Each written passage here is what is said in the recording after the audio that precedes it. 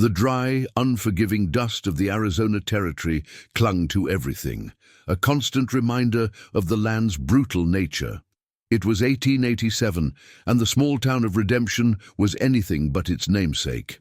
The gallows stood stark against the brutal midday sun, a newly built monument to fear and injustice.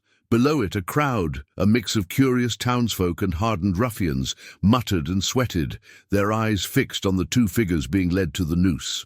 Thomas, a young man of 22, his face a canvas of disbelief and fear, stumbled forward. Beside him, his sister Eleanor, a frail-looking 17-year-old, held her head high, her eyes fixed on the horizon, refusing to meet the hateful glares of the crowd. Their hands were bound, their mouths gagged, the dirty cloth a final, cruel irony, as if to silence their truth forever. The judge, a man whose gavel had brought a swift and brutal sentence, was not in sight.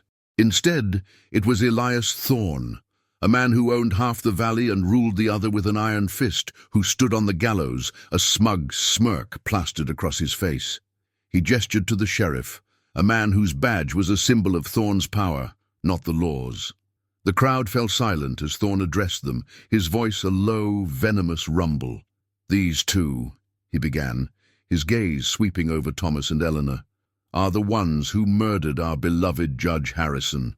They sought to steal his gold, but justice, as always, has caught up to them." A few in the crowd nodded, others murmured their agreement, but a few, the ones who had known the judge, exchanged nervous glances. They knew the truth was a far more complicated thing. Thomas's mind raced, a whirlwind of fragmented memories. The day before, he and Eleanor had been riding their horses through a quiet canyon on their way to the next town. They had heard gunshots and, out of a naive sense of duty, had ridden towards the sound. They had found Judge Harrison, a man they had admired, lying in a pool of blood, his life slipping away. Standing over him, their faces a mask of cruel satisfaction, were two of Thorne's men. Before the men could spot them, they had scrambled to a hiding spot, witnessing Thorne himself step out of the shadows, calmly taking a satchel of gold from the judge's hands. The judge, with his last breath, had whispered a name, Thorne's. They had been discovered not by Thorne, but by his men who had followed them, capturing them before they could even consider escaping. The trial was a mockery, a performance staged for the town's benefit. The real justice, Thomas knew, was about to be served, not on the murderers, but on the innocent. As the sheriff placed the noose around Thomas's neck, his gaze met his sister's. Eleanor's eyes, wide with a fear she couldn't hide, mirrored his own. Her lips were moving, but the gag muffled her words. He didn't need to hear them. He knew what she was saying. "I love you. Don't be afraid." Suddenly a voice, a low and gravelly baritone, cut through the tension. "Stop." All eyes turned to the edge of the crowd. A man on a horse, a lone rider, his face hidden beneath the wide brim of a worn hat, had emerged from the dusty street. He was dressed in the simple clothes of a cowboy, a rifle slung over his shoulder, his hands resting on the reins. He didn't dismount, he didn't even raise his voice, but the single word, carried on the dry air, had the weight of an unwritten law. "What's this? A hero?" Thorne sneered, his hand moving to the pistol at his hip. "Stay out of this, stranger, or you'll join them." The cowboy's horse took a single, slow step forward. "This ain't justice," he said, his voice flat, devoid of emotion. "This is a lynching." The crowd stirred, a ripple of whispers passing through them. The sheriff, a man whose face was a mask of fear, looked from Thorne to the stranger, his hand hovering near his gun. He knew the cowboy was a threat, but he didn't know who he was. Thorne, his eyes narrowed, took a step back, his hand still on his pistol. "I'll ask you one last time," he said, his voice a dangerous whisper. "Ride on." The cowboy didn't respond. He simply reached for the rifle on his back. The clicks of the rifle's lever action echoed in the sudden silence. The cowboy's voice, now a low growl, was a warning.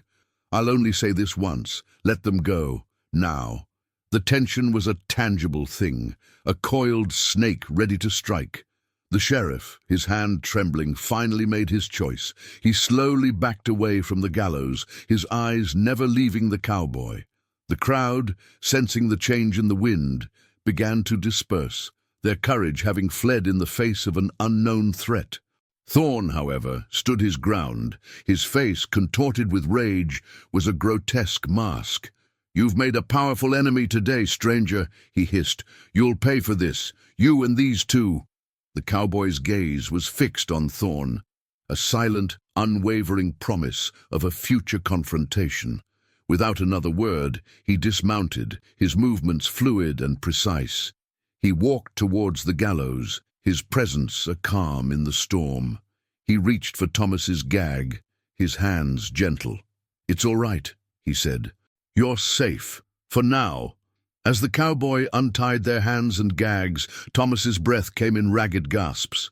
He looked at the stranger, a man whose face was weathered and scarred, but whose eyes, a startling shade of blue, held a glint of genuine compassion.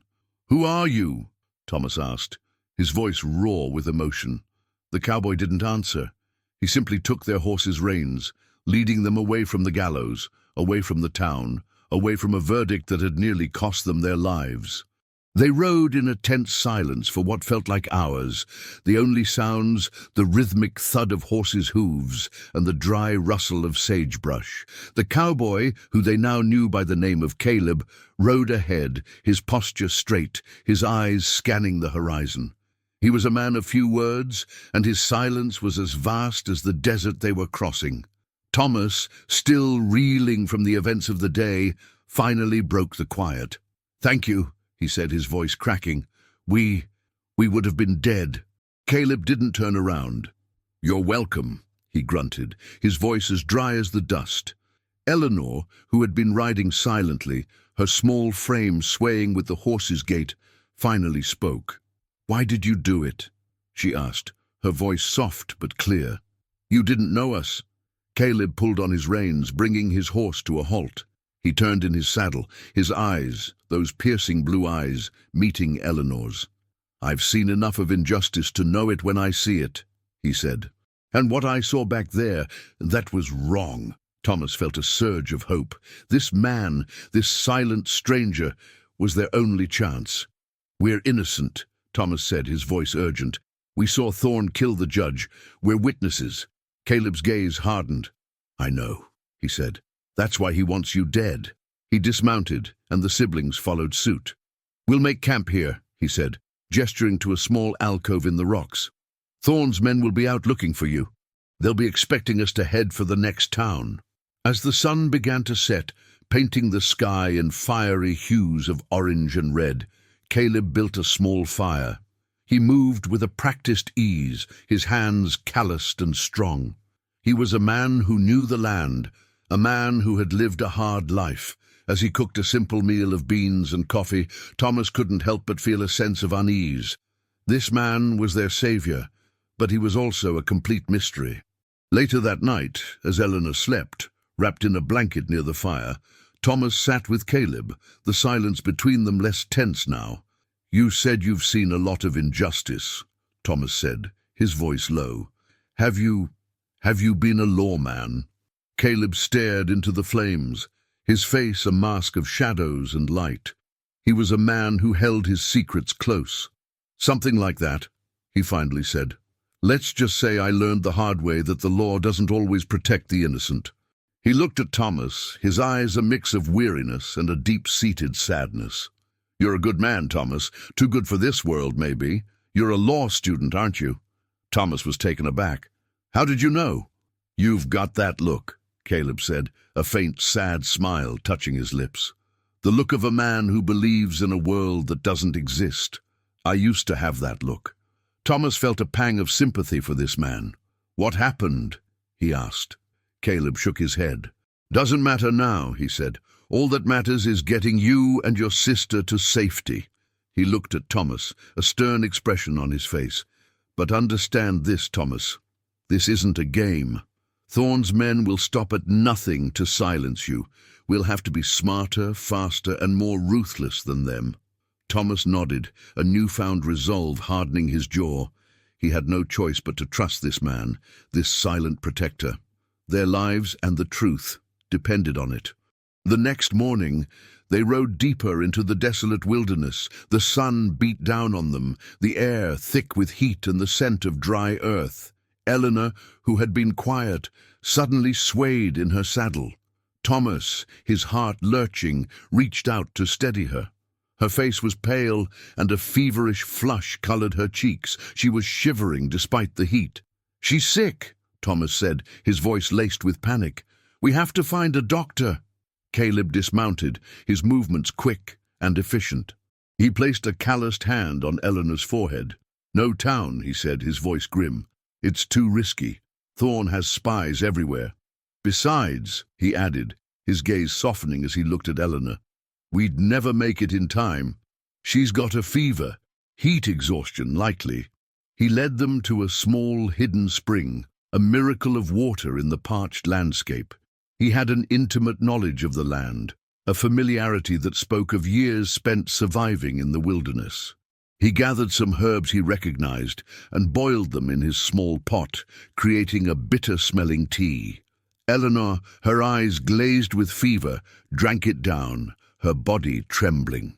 For the next 2 days, they stayed in the small hidden alcove, a sanctuary in the unforgiving desert. Caleb, a man who seemed more at home with a rifle than a gentle hand, tended to Eleanor with a surprising tenderness. He changed her wet compress, fed her small sips of water, and spoke to her in a low, calming voice, telling her stories of the land, of the mountains and the stars. Thomas, watching him, saw a different side of the man, a humanity hidden beneath a tough exterior. On the 3rd day, Eleanor's fever broke. She awoke, her eyes clear, her mind no longer clouded by sickness. "Caleb," she whispered, her voice weak. "Thank you." Caleb, who had been sitting by her side, a rifle across his lap, gave a curt nod. "Get some rest," he said. "We'll ride out at dawn." As Eleanor slept peacefully, Thomas sat with Caleb by the campfire.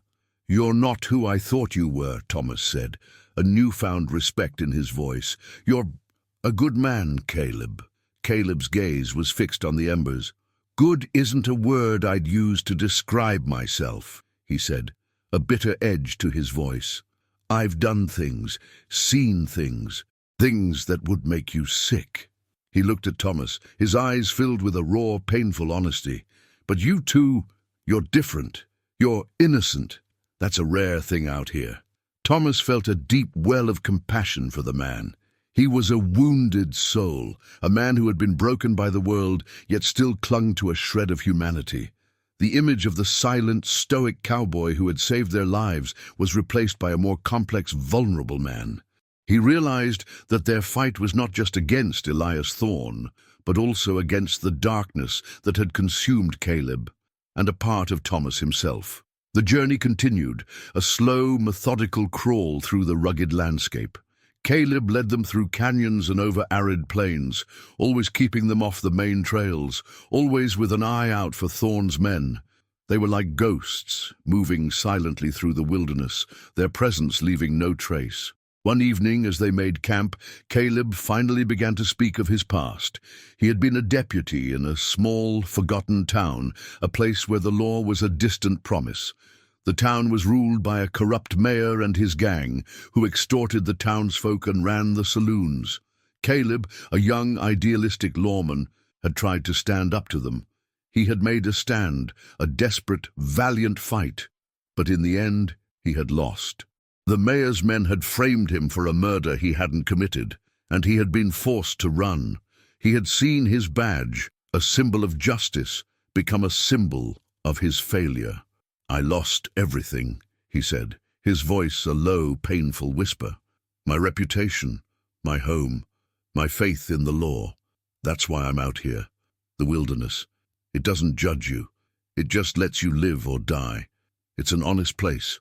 Thomas, who had been listening intently, felt a knot of sympathy in his chest. He understood now why Caleb had been so quick to help them. He saw his own story, his own lost ideals, reflected in theirs. "But you're a good man, Caleb," Thomas said again, more convinced than ever. "You helped us. You're still fighting." Caleb gave a bitter laugh. "I'm fighting for you, Thomas. Not for the law, not for justice. I'm fighting to prove that what happened to me, it doesn't have to happen to everyone." Eleanor, who had been listening from her bedroll, sat up. "You're a hero, Caleb," she said, her voice soft and earnest. "You saved us. You're our hero." Caleb's face, etched with lines of weariness, softened for a moment. He looked at Eleanor, his gaze filled with a mixture of affection and a deep-seated protectiveness. "Heroes don't exist," he said, his voice gentle. "Only people doing what they think is right." That night Thomas watched Caleb, a man who had lost his faith but not his humanity. He saw a glimmer of hope in the cowboy's eyes, a faint flickering light. Thomas knew that their fight was no longer just about their lives, but about restoring Caleb's faith, about proving to him that justice could still be found, even in the most lawless of places. As they journeyed on, they encountered a small, isolated ranch, a single cabin and a barn, standing alone in the vast, empty landscape. The old woman who lived there, a woman with a face as weathered as the desert itself, offered them a place to rest and a warm meal. She was a kind soul, a woman who had seen the best and worst of the West. She and Caleb knew each other, a knowledge born of years of living in the same unforgiving land. They spoke of people and places that were long gone, of a time when the West was even wilder, when law was a foreign concept. Eleanor, who had been quiet, finally found the courage to ask Caleb about his past. "Where were you from, Caleb?" she asked. "What was your town called?" Caleb hesitated for a moment, a pained expression on his face. "It was called Harmony," he said, the name tasting like ash on his tongue, a town that had no harmony at all. He told them more about his time as a deputy, of the mayor, a man named Silas, who had ruled the town with cruelty and corruption. He spoke of a young woman he had loved, a woman who had been a witness to Silas's crimes. She had been the reason he had fought so hard, the reason he had lost so much. He had failed to protect her, and she had been killed, her death a final bitter lesson in the futility of justice. Thomas listened, his heart heavy. He understood now the depth of Caleb's pain, the reason for his cynicism. He wasn't just a man who had lost his faith. He was a man who had lost everything. Eleanor, with a wisdom beyond her years, reached out and gently took Caleb's hand. "I'm so sorry, Caleb," she said, her eyes filled with tears. "I'm so sorry for what happened to you." Caleb's gaze was fixed on Eleanor's hand, a small, fragile thing in his own rough, calloused one. He didn't speak. He simply squeezed her hand, a gesture of gratitude that spoke more than words. That night, Thomas looked at his sister, a girl who had faced death with a quiet courage. He saw in her the same innocence that had been stripped from Caleb. He knew then that their mission was not just to prove their own innocence, but to honor the memory of the woman Caleb had lost, to prove to him that sometimes justice could be found. The morning brought a new urgency. The old woman, a master of 1,000 small, necessary secrets, had received news from a passing rider. Thorne's men were on the move, and they were getting closer. They were no longer just looking for the fugitives. They were looking to send a message. Caleb knew they couldn't stay. They had to keep moving, but their path was becoming more and more treacherous. Thorne's network of spies and informants was far-reaching, and their movements were no longer a secret. As they rode, they came across a small, abandoned homestead. The cabin, a ramshackle building, was a testament to a family's failed dreams. Inside, the dust lay thick, a blanket over a life that had been. They decided to rest there for the night, a temporary haven from the ever-present threat. That night, as the wind howled around the cabin, a new conversation began. "What's the plan, Caleb?" Thomas asked. "We can't keep running forever." Caleb, who had been sitting by the fire, his rifle across his lap, looked up. "I know," he said. "We're running out of time. We need to find a way to get the evidence to a judge who isn't on Thorne's payroll." "What evidence?" Eleanor asked. "The satchel of gold," Thomas said, a sudden realization dawning on him. Thorne took it from the judge. It must have something to do with the murder. Caleb nodded. The judge was a circuit judge. He was on his way to a town called Harmony, my old town. He was going to investigate Thorne's land dealings. The gold, it's a bribe, a payoff for something. And the judge refused it. A plan began to form in Thomas's mind, a desperate, reckless idea. "We have to go back to redemption," he said. "The judge's office. The evidence is there. We have to find it."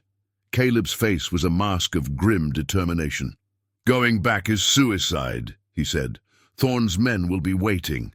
"We have to try," Eleanor said, her voice filled with conviction. "We have to prove our innocence. For the judge, for Caleb, for us." Caleb looked at the two of them, their young faces filled with a fierce resolve. He knew he couldn't talk them out of it. Their innocence was their strength, their belief in justice their shield. He knew what he had to do. He would go with them, and he would fight. For them, for the truth, for a justice he had long believed was dead. The journey back was a harrowing one. They moved under the cover of night, using the stars as their guide, their bodies aching from the long days of travel. They were no longer just running, they were on a mission. The stakes were higher, the danger more immediate. As they neared the town, the air grew thick with a sense of dread. The town of Redemption, once a place of law and order, was now a fortress of corruption. Thorne's men patrolled the streets, their faces grim, their hands on their pistols. They hid in the hills surrounding the town, watching, waiting for the right moment. Thomas, a man of books and laws, felt his heart pound in his chest. He was no cowboy, no warrior, but he was willing to fight for his life and his sister's. "The judge's office is on the main street," Caleb said, his eyes scanning the town. "We'll have to go in at night, after the saloons close, and most of the men are asleep." Eleanor, her face pale, looked at Caleb. "What if they catch us?" she asked, her voice a small whisper. Caleb's gaze was steady. "They won't," he said, a fierce resolve in his voice. "I won't let them." That night they moved like shadows, their movements silent, their senses on high alert. They snuck through the back alleys, the air thick with the smell of stale beer and fear. They were a team, a small, fragile unit fighting against an overwhelming force. They reached the judge's office, a small, unassuming building, and Caleb expertly picked the lock. Inside, the office was a mess. The papers scattered on the floor, the furniture overturned. It was clear that Thorne's men had already been there. Thomas's heart sank. "They've already taken everything," he said, his voice filled with despair. But Caleb was not so easily defeated. He had seen too much, fought too hard, to give up. He began to search, his eyes a study in meticulous detail, his hands moving with a practiced efficiency. He looked for hidden compartments, for things that seemed out of place. Suddenly he stopped. His gaze was fixed on a loose floorboard beneath the judge's desk. He knelt, his fingers prying at the wood, and a small, leather-bound book emerged. Inside, the judge's meticulous handwriting documented Thorne's illegal land deals, his bribes, and his threats, and on the final page, a chilling entry. A detailed account of Thorne's plan to silence a witness, the judge himself. It was the evidence they needed. As they prepared to leave, a noise from outside made them freeze. The sound of boots on the wooden porch, the low murmur of voices. Thorne's men. They had been seen. They ran, the book clutched tightly in Thomas's hand. They were like hunted animals, running through the streets, the shouts of Thorne's men echoing behind them. The small town, once a place of refuge, was now a maze of death. "To the stable!" Caleb shouted, his voice a low command. "We'll get the horses and ride out!" They reached the stable, their hearts pounding in their chests. They had a brief moment of hope, a glimpse of freedom. But as they mounted their horses, the stable doors burst open, and Thorne himself, a cold, predatory smile on his face, stood there, a shotgun in his hands. "Nowhere to run, little lambs," Thorne said, his voice a venomous hiss. "You should have stayed on the gallows. It would have been a quicker death." A gunfight erupted. Caleb, a man who had not drawn his gun in years, was a force of nature. He moved with a swift, deadly grace, his shots precise and lethal. Thomas, a man who had only ever held a pen, fumbled with the pistol Caleb had given him, his hands shaking, his heart filled with a terrible, icy fear. Eleanor, a girl who had faced death with a quiet dignity, was no longer a frightened child. She was a fighter. She ran, dodging bullets, her small body a blur of motion. She reached her horse and with a strength she didn't know she had, pulled herself onto its back. Caleb was fighting a losing battle. He was outnumbered, outgunned. He took a bullet to his side and he stumbled, a pained grimace on his face, but he didn't fall. He kept fighting, a fierce, protective fire in his eyes. "Go!" he roared to Thomas and Eleanor. "Ride! Don't look back!" Thomas, his face streaked with dirt and tears, felt a terrible choice hanging over him. He could stay and fight, a futile gesture that would cost him his life, or he could run, a coward's retreat that would save him and his sister. "We can't leave you," Thomas shouted, his voice cracking. "You have to!" Caleb's voice was a desperate, pained cry. "The book! The truth! Get it to the marshal in Flagstaff. It's your only chance." With a heavy heart, Thomas made his choice. He spurred his horse, and he and Eleanor rode out, leaving Caleb to face his fate. As they rode, the sounds of the gunfight faded, replaced by the pounding of their horses' hooves and the wind in their ears. They had been saved, but the price of their salvation was a terrible one. The journey to Flagstaff was a desperate race against time.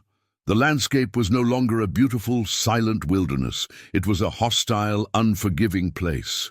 They were haunted by the memory of Caleb, by the sounds of the gunfight, by the image of a good man, a hero, fighting a losing battle for their sake. They rode for days, their bodies aching, their spirits low. They were no longer the naive siblings who had set out on a journey. They were fugitives, hardened by their ordeal, their eyes filled with a grim resolve. They finally reached Flagstaff, a bustling town, a bastion of law and order in the Wild West. They were a sight to behold, two dusty, weary travelers, their clothes torn, their faces etched with a grief they couldn't name. They found the marshal's office, a sturdy stone building, a symbol of the justice they had been fighting for. They stumbled inside, their bodies trembling with exhaustion. The marshal, a man with a stern but kind face, looked at them, his eyes filled with a professional curiosity. "We need to speak to the marshal," Thomas said, his voice a hoarse whisper. "It's urgent." He pulled the book from his satchel, a small, fragile thing that held the weight of 2 lives, a murdered judge and a fallen hero. He told the marshal everything: the murder of Judge Harrison, the frame-up, the trial, the lynching, and the brave, selfless act of a man named Caleb. The marshal listened, his face a mask of stone, but as Thomas recounted the events, his expression softened. He saw the truth in their eyes, the raw, unvarnished honesty. He read the book, his eyes moving across the pages, his face a grim study in realization. "Thorn has been a thorn in the side of this territory for years," the marshal said, his voice a low rumble. "We've had our suspicions, but we never had the proof." He looked at Thomas and Eleanor, a newfound respect in his eyes. "You two, you're a couple of brave kids. You've done a great service to the law." Thomas felt a surge of relief, a fragile, trembling hope. They were safe. The truth was out. But the victory felt hollow. He thought of Caleb, of the man who had given his life for their freedom. "What about the man who saved us?" Eleanor asked, her voice filled with a quiet grief. "Will you find him? Will you help him?" The marshal looked at them, a pained expression on his face. "We'll do what we can," he said, but his voice lacked conviction. He knew the odds. He knew the kind of man Thorn was. He knew that heroes in this world had a short life expectancy. The marshal, true to his word, sent out a posse, but they returned a few days later, their faces grim, their report disheartening. There was no sign of Caleb. They had found the site of the gunfight, a small battlefield of spent casings and blood-stained earth. But Caleb's body was nowhere to be found. The general consensus was that he was either dead or taken. The latter was a terrifying possibility. Thomas and Eleanor were safe in Flagstaff, but their hearts were heavy. The man who had given them a second chance, a man who had restored their faith in humanity, was gone. A few weeks passed. The news of Thorne's crime spread like wildfire, and warrants were issued for his arrest and for the members of his gang. Thorne, a man who had once ruled the valley, was now a fugitive. His empire, built on a foundation of lies and murder, was crumbling, but the victory felt incomplete. Thomas, now a free man, a man of law, felt a deep sense of responsibility.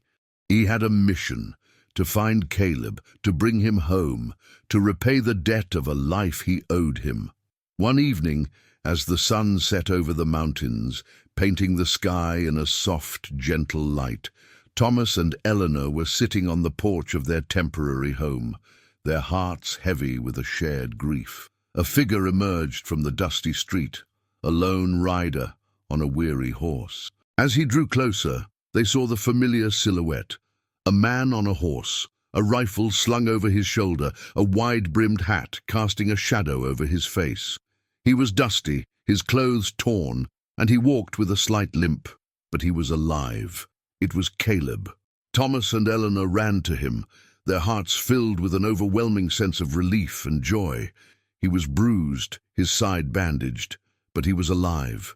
He dismounted, and his eyes, those piercing blue eyes, met theirs. "I told you I'd get you to Flagstaff," he said, a faint, weary smile on his face. "Didn't say I'd be in one piece when I got here." He told them his story. He had fought, he had been wounded, but he had managed to escape, using his knowledge of the land to outwit Thorne's men. He had been on his way to Flagstaff, a long, painful journey, a testament to his sheer will to survive. Thomas, his eyes filled with tears, looked at Caleb. "You did it," he said, his voice filled with gratitude. "You saved us. You proved that justice exists." Caleb looked at Thomas, a hint of his old cynicism in his eyes. "It's a long road, kid," he said, "and it's a hard one. But you're a good man. You'll make a great lawyer one day." Eleanor, who had been listening, her eyes filled with an unspoken affection, stepped forward and gently took his hand. "You're a hero, Caleb," she said, her voice filled with quiet conviction.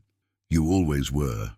Caleb, a man who had lost his faith, who had believed that heroes didn't exist, looked at the two of them, their young faces a mirror of the innocence he had fought so hard to protect. And for the first time in a long time, he felt it. Not the bitter ache of a wounded past, but the quiet, fragile hope of a new beginning. The sun set, a golden light washing over the town, a promise of a new day. The long night of injustice was over. The journey was not yet complete, but it had a new purpose. It was no longer just about survival, but about rebuilding, about proving that even in the darkest of places, the light of humanity could still shine, and that a cowboy, a man who had lost everything, could find a new reason to believe in a town that finally, truly, lived up to its name.